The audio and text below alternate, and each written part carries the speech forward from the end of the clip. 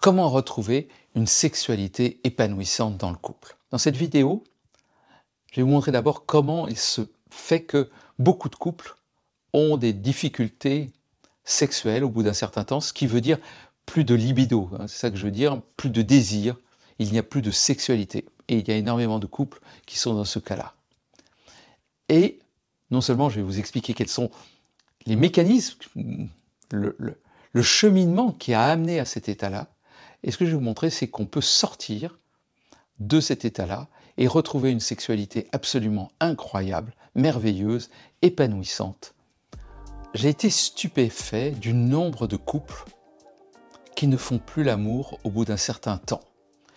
Parfois, même dans les stages couples, il y a des personnes, ils sont ensemble depuis 20 ans, et certains ne font plus l'amour depuis 10 ans. Attention, ce n'est pas tous les couples, hein, mais beaucoup qui ne font plus l'amour, ou on entend qu'il n'y a plus vraiment de plaisir, que ça se passe mal, que la femme n'a plus envie de faire l'amour, que l'homme se sent frustré.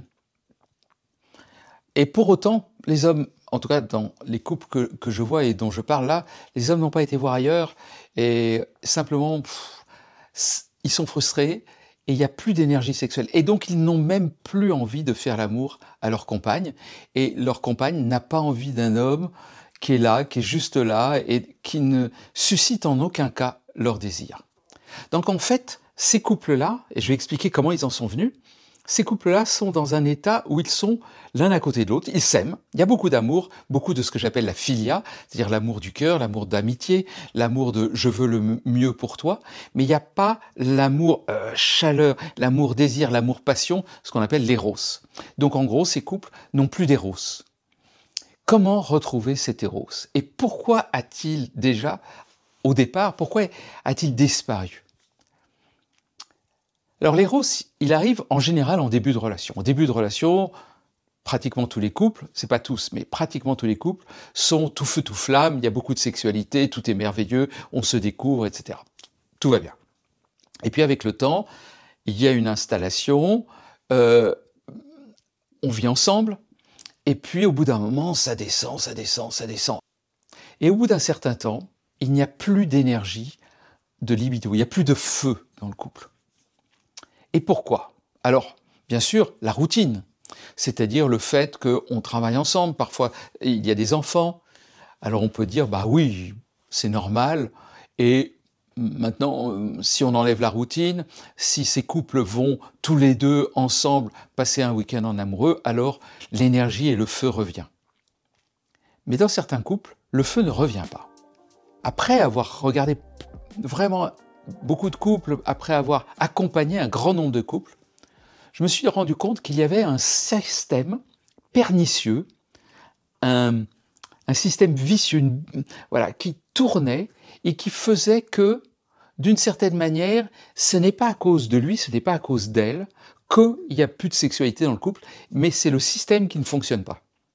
Il faut arrêter ce cercle vicieux pour repasser dans un cercle vertueux. Alors, bien sûr, souvent à ce moment-là, il y a un peu d'accusation de l'autre. Donc très souvent, l'homme qui dit « bon, ma femme n'a pas de désir, donc chaque fois que je viens pour faire l'amour, que j'exprime mon désir envers elle, eh bien ce qui se passe, c'est que elle me repousse, elle dit oh, « non, pas ce soir, je suis fatigué, non. Bon, au bout d'un moment, j'en ai marre, donc je demande plus. » Et la femme qui dit, donc pour lui, pour cet homme, c'est bien la femme qui pose problème. Parce que lui, il a toujours envie. Et puis la femme qui dit, je désire pas mon homme. Ouais. Donc certaines femmes qui disent, ça doit être à cause de moi. Et parfois à cause de l'autre en disant, de toute façon, il est lourd. Chaque fois qu'il se tourne vers moi, il faut faire l'amour. Il faudrait que j'écarte les cuisses. Enfin, je suis pas là pour ça. Je suis pas une pute gratuite, etc. Ça, c'est quand il y a un peu de ressentiment en plus. Et parfois, il n'y a même pas de ressentiment, il y a juste, j'ai pas envie, quoi. Et en fait, c'est pas vrai. Elle en a envie. Et lui, oui, il se comporte pas de la bonne manière. Et de ce fait, ça ne fonctionne pas. Alors moi, je suis un homme, j'ai plutôt envie de dire aux hommes ce qu'ils peuvent faire pour changer les choses. J'ai tendance à croire que le masculin a un pouvoir extraordinaire s'il comprend et s'il sait ce qu'il peut faire. Et que le féminin a plutôt tendance, par son système relationnel, à réagir, je vais dire, en tout cas, à ressentir, à raisonner avec ce qui se passe et à changer et à se transformer par résonance avec le masculin. En tout cas, à chaque fois que ça fonctionne comme ça marche à tous les coups. Dans l'autre sens, quand on demande à la femme de se comporter autrement et qu'elle est dans un état, par exemple, plus séductrice, eh bien, il y a une impression pour la femme qu'elle doit se transformer en, je ne sais pas comment dire, mais en tout cas en travailleuse du sexe pour aller séduire son homme, mais elle n'en a pas envie. Donc ça ne marche pas dans ce sens-là. En tout cas, dans l'autre sens, ça marche énormément, donc je m'adresse aux hommes, vous avez un pouvoir considérable. Et quand je dis ce pouvoir-là, je vous le dis avec mon cœur d'homme. Je ne vous dis pas en disant « t'es un con, il faudrait que tu... » Non, non, c'est pas ça. Je sais ce qui se passe, je le comprends entièrement, je l'ai pratiqué, et je sais en quoi nous créons, sans le vouloir, les conditions pour que ça ne se passe pas bien. Alors, comprendre quelque chose dans la sexualité féminine est différent de la sexualité masculine. La sexualité féminine est une sexualité lente. Ou plus exactement, elle a besoin des conditions, d'une atmosphère particulière, qui peut arriver assez vite, mais qui est progressive et qui est faite d'atmosphère, je dirais, de connotation, d'ambiance, de poésie d'une certaine manière. Alors que les hommes peuvent avoir ce qu'on appelle un désir intrinsèque. Les femmes peuvent avoir aussi un désir intrinsèque, mais c'est plutôt le masculin qui a un désir intrinsèque. Le désir extrinsèque, c'est le désir qui arrive lorsque certaines conditions extérieures à la personne sont remplies. Et la femme fonctionne plus en désir extrinsèque et l'homme en désir intrinsèque. En gros, il y a plus d'hommes qui disent « Ah, j'ai juste envie de faire l'amour. Je dirais même « j'ai envie de baiser ». Et je me souviens que quand j'étais jeune, j'avais un désir, mais presque permanent, de désir. Et ça, c'était un désir intrinsèque, même dans des situations où il n'y avait rien à voir. Je me souviens encore de mes cours de maths dans mon école d'ingénieur où j'avais du désir. Donc les maths, c'est pas véritablement l'endroit où on peut avoir du désir. Donc ça, c'est du désir intrinsèque. Le désir extrinsèque, il vient de l'extérieur. Donc, nous, en tant qu'hommes, comme il y a du désir intrinsèque, si nous voulons faire l'amour avec une femme, n'attendons pas qu'elle ait du désir intrinsèque. Ça ne veut pas dire qu'elle n'en a pas, mais globalement, les femmes sont plutôt extrinsèques. Ça veut dire que ça va dépendre de l'extérieur. C'est quoi l'extérieur? Eh bien, c'est l'environnement, les conditions pour que cette sexualité puisse avoir lieu. Si vous aimez cette vidéo et son contenu, je vous invite à liker la vidéo, à vous abonner à la chaîne et à donner votre avis dans les commentaires.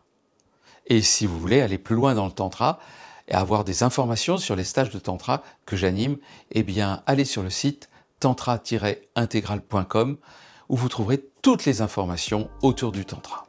Et la première des conditions à remplir pour une femme, c'est qu'il est impossible d'avoir du désir comme ça pour une femme si elle est surchargée de travail et si elle a ce qu'on appelle de la charge mentale. Alors la charge mentale est différente pour l'homme et pour la femme. Pour l'homme, alors je vais être un peu schématique, hein, là je suis dans les stéréotypes, si ça correspond à ce que vous vivez, et c'est ok, cette vidéo est faite pour vous, mais quand je dis l'homme, la femme, bien sûr qu'il y a plein d'hommes différents, il y a plein de femmes différentes, et ce que je dis ne fonctionne pas pour tout le monde. Mais globalement, c'est des schémas qu'on retrouve très souvent, donc ça peut être intéressant. Pour l'homme, la tendance naturelle de l'homme, c'est d'avoir ce qu'on appelle des dossiers, c'est-à-dire quand il fait quelque chose, il le fait à fond, puis il le ferme, puis il passe à autre chose. En gros, il travaille, il ferme, ensuite il arrive chez lui, il est relationnel, puis ensuite on passe au sexuel. Tchoc, tchoc, tchoc. Et quand arrive le sexuel, moi j'ai du désir, tiens, et il a envie de faire l'amour. Et bien entendu, il pense que la femme est pareille. La femme n'est absolument pas dans ce système-là. Elle fonctionne par plein de choses en même temps. C'est pour ça qu'il y a ce qu'on appelle la charge mentale chez les femmes. Pourquoi on ne parle pas de charge mentale chez les hommes, alors qu'en fait, ils résolvent et ils ont dans la tête énormément de soucis, énormément de problèmes à résoudre. Mais parce que ils fonctionnent en mec. Et le mode de fonctionnement mec est très adapté aux problèmes de la vie courante. En tout cas, des problèmes techniques, on va dire. Les problèmes relationnels, c'est plein de choses en même temps. Il faut tenir des relations et des connexions partout. Donc la femme, souvent, elle fait énormément de plein de petites choses, mais des millions de petites choses. Et des millions de petites choses, ça devient un truc énorme. Donc, elle est prise, en fait, uniquement par ça. Donc, le fait de passer dans la sexualité, déjà, ça veut dire sortir de cet état-là. Et donc, c'est très important que l'homme crée une connexion à la femme, de telle manière qu'elle se sente épaulée dans toutes ses activités, dans tout ce qu'elle fait, et qu'elle le sente présent. Car le besoin le plus profond d'une femme, c'est la connexion. La connexion à l'autre, la connexion aux amis, la connexion aux enfants, la connexion aux parents, mais la connexion à son conjoint, à son amoureux, à son compagnon. C'est un besoin, mais fondamental de la femme. Elle carbure à la connexion. Et c'est un truc qui est bizarre pour les hommes, parce que la connexion, pour l'homme masculin, l'homme qui a beaucoup de féminin, il a aussi de la connexion, mais pour l'homme masculin, eh bien, c'est pas son besoin principal. Donc, la demande principale pour la femme, c'est la connexion, c'est-à-dire être présent, être là, et commencer à être en connexion émotionnelle avec la femme. C'est-à-dire qu'il est avec elle. Il a beau avoir passé 8 heures de boulot ou 10 ou 9 heures à fond, en fait, pour la femme, il n'était pas là. Donc, il n'existe pas. Elle a besoin de se reconnecter. Et pour se reconnecter, une des choses qui se passe chez la femme, souvent, c'est de décharger, parce que moi, je le vois comme ça, tout ce trop-plein. Elle a juste besoin de parler, pendant peut-être une demi-heure, des fois un peu plus, juste pour parler de ce qu'elle a fait, sans que l'homme cherche à résoudre quoi que ce soit. C'est un besoin, mais énorme. Si l'homme tient ça, donc la connexion se fait, et là, déjà, il y a une sorte de « Oh, merci, mon amour ». Chez la femme, il y a « Ah, j'ai été entendu, j'ai été écouté ». Ensuite, donc on a vu, charge mentale, connexion émotionnelle. La troisième chose importante, c'est la notion de préliminaire. C'est mal compris, la notion de préliminaire. L'homme entend souvent la notion de préliminaire comme 20 minutes avant le coït, de 20 minutes de cunifellation. C'est pas ça, les préliminaires. Pour une femme, c'est pas ça. Ça, c'est l'acte sexuel. Les préliminaires, c'est tout ce qui se passe bien avant, depuis des heures, depuis des jours, depuis ce qui s'est passé la dernière fois qui a été problématique. Est-ce que ça a été résolu? Les préliminaires, pour une femme, c'est tout ce qui s'est passé de connexion, tous les petits moments où ça s'est passé entre l'homme et la femme et qui ont été positifs pour elle et qui n'ont rien à voir de sexuel. Et ça, c'est un élément important. Un autre élément important qui est assez incompréhensible pour un homme, souvent, et qui est la base de la sexualité tantrique, et qui fait que les femmes s'ouvrent naturellement à la sexualité tantrique. Car c'est quelque chose que les hommes ne comprennent pas, c'est qu'en fait, les femmes sont naturellement tantriques. Quand on fait du tantra, et moi je le vois depuis que je fais du tantra, le nombre de femmes qui disent « Enfin dans le tantra, je suis chez moi ». La relation à l'autre, la sensualité, le toucher, la tendresse, la connexion, tout cela me parle, car c'est exactement ce que je vis. C'est ce dont j'avais envie de vivre auparavant. Et les hommes, quand ils le découvrent, ils trouvent ça merveilleux, mais avant, ils n'ont pas conscience que ça existe. Je fais partie de ces hommes-là, c'est que je n'avais pas conscience avant le tantra de tout cet univers, de toute cette sexualité tantrique et de tout ce que cela pouvait m'apporter à moi.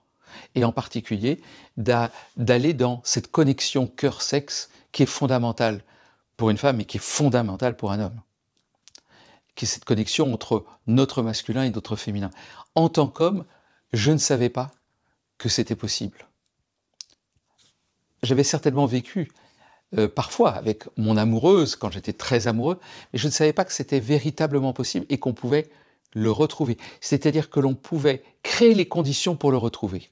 Et le tantra recrée les conditions pour le retrouver.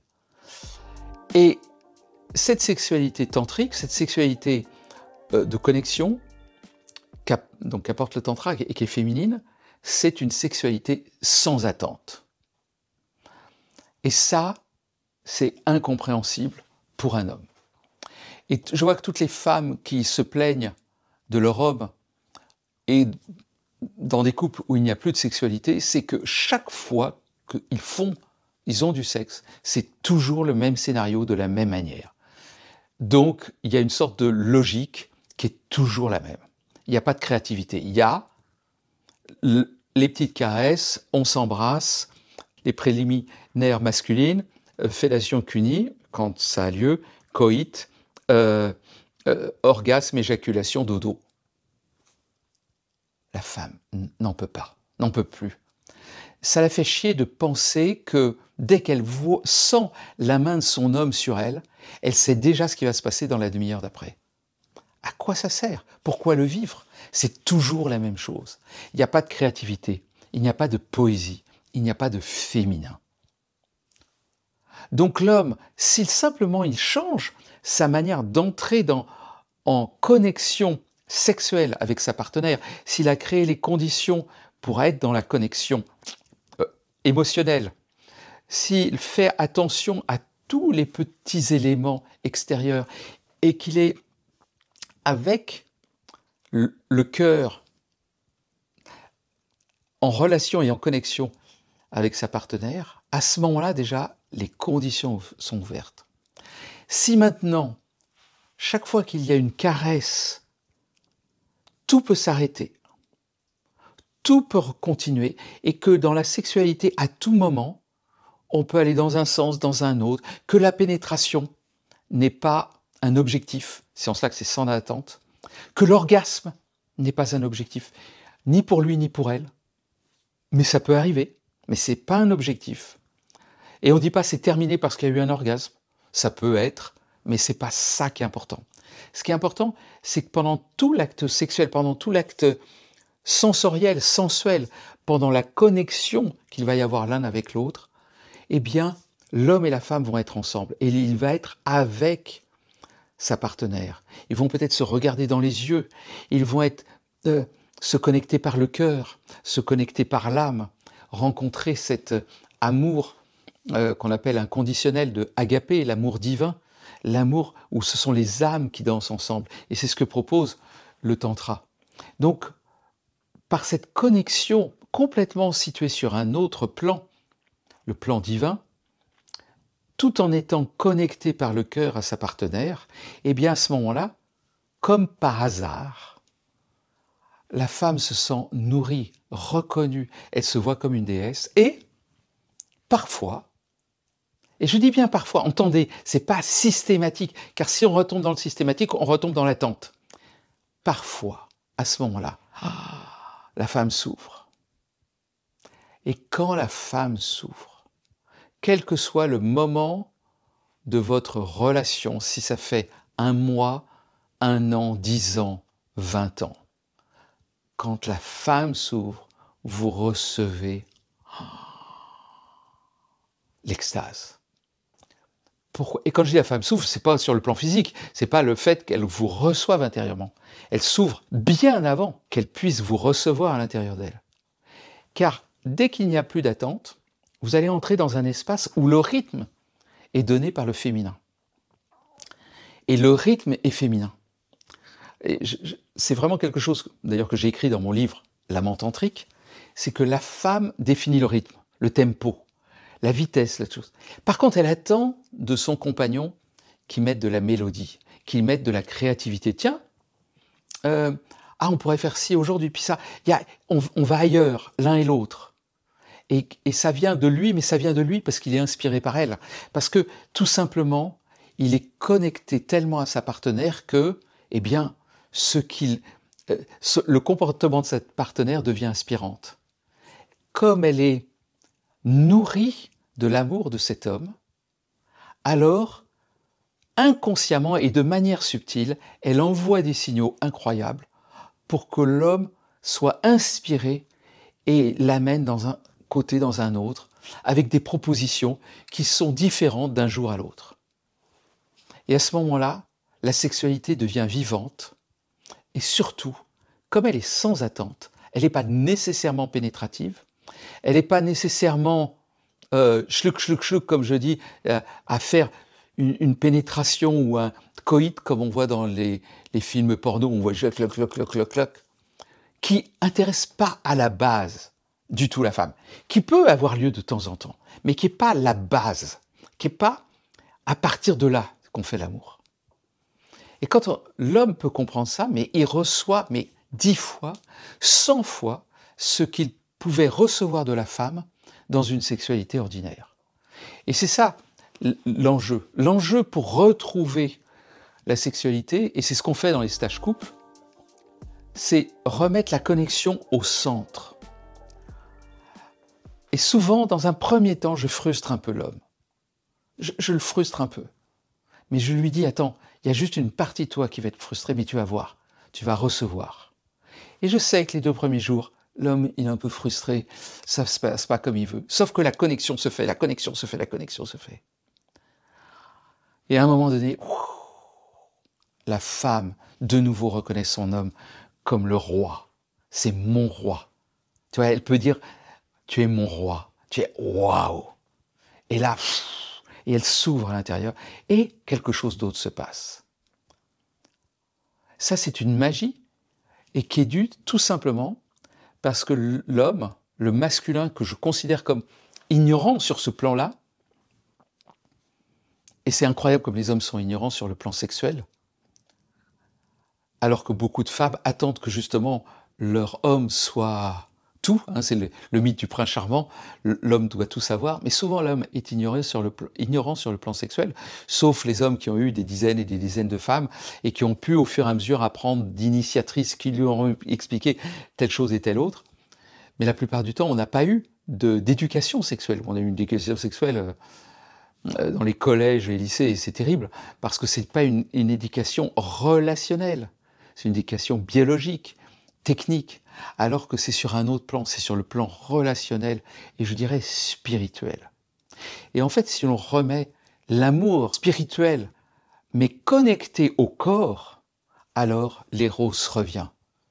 Et ce n'est donc pas une malédiction, la perte de l'éros, c'est juste que c'est une perte parce que tout simplement, on n'a plus mis les conditions pour retrouver cet éros qui, au départ d'une relation, est naturel, parce qu'au départ d'une relation, l'éros est là, et c'est lié à une hormone qui s'appelle la dopamine, qui va créer les conditions du désir.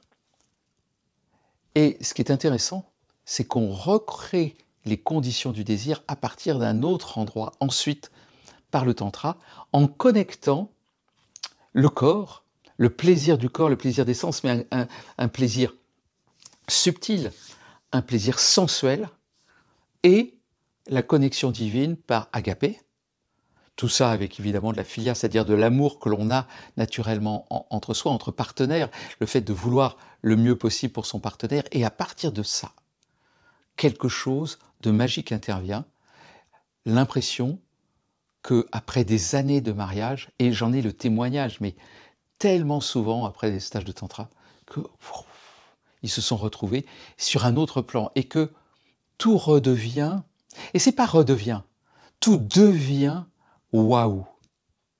Il ne s'agit pas de revenir à l'espace antérieur, c'est plutôt un espace de waouh sexuel, émotionnel, relationnel, amoureux, spirituel. Tout est connecté. Tous ces centres sont connectés, et à l'intérieur de notre corps, le Dieu, le roi de l'homme, fait l'amour avec la grande prêtresse, avec la déesse de la femme. Et les deux entrent dans la danse de la vie, entrent dans la danse du vivant, et ils en sortent vibrants, vivants, amoureux.